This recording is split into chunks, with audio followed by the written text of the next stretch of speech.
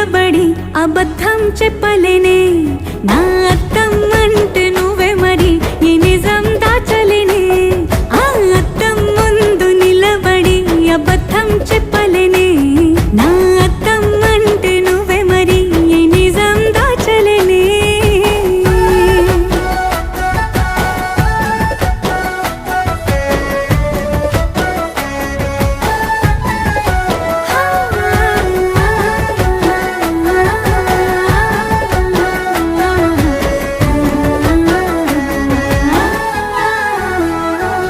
నీకు నచ్చిన సంగీతం ఏంటి నీ చెప్పుల సవ్వడి